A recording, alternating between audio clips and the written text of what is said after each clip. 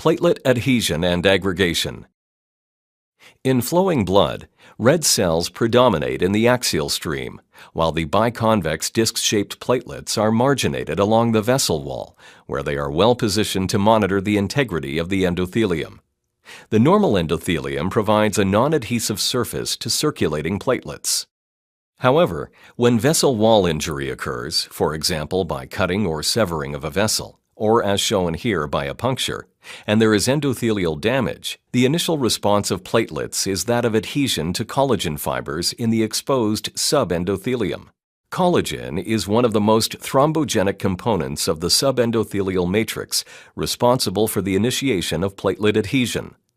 A number of adhesive receptors on the platelet surface membrane interact either directly or indirectly with collagen.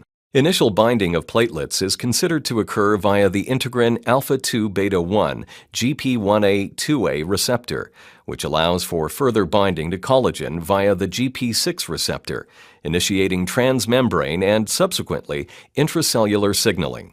Adhesion of platelets to the exposed subendothelium is influenced by shear rates.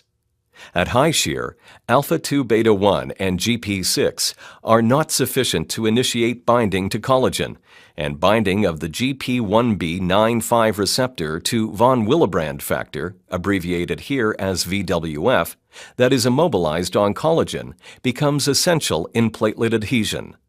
Platelet adhesion at the site of vessel wall damage initiates activation events that result in aggregation.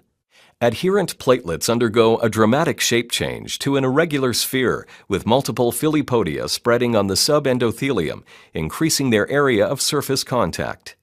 Adherent platelets also secrete or release the contents of their storage granules, the alpha, and dense granules by an exocytic process. This provides a high local concentration of effector molecules essential for platelet plug formation at the site of vascular injury. For example, the aggregating agent ADP is released from the dense granules.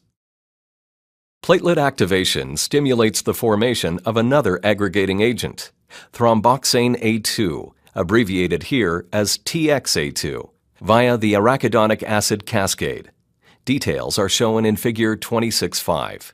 The most potent platelet aggregating agent, thrombin, shown here as factor 2A, is formed via the coagulation pathway from prothrombin, or factor 2, on the procoagulant surface of the activated platelet. Details are shown in Figure 26.6.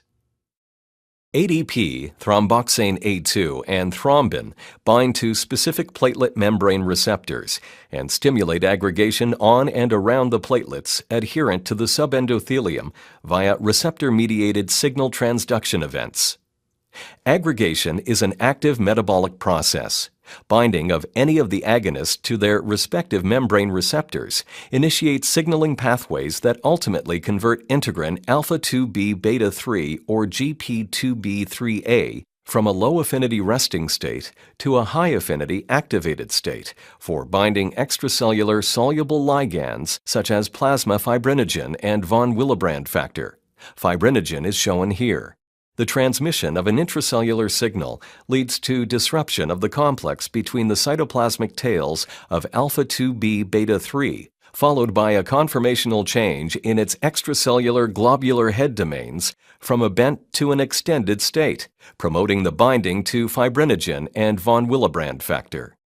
Divalent fibrinogen and multivalent von Willebrand factor function as bridges between alpha-2b beta-3 receptors on adjacent activated platelets, thus allowing platelet aggregation to proceed.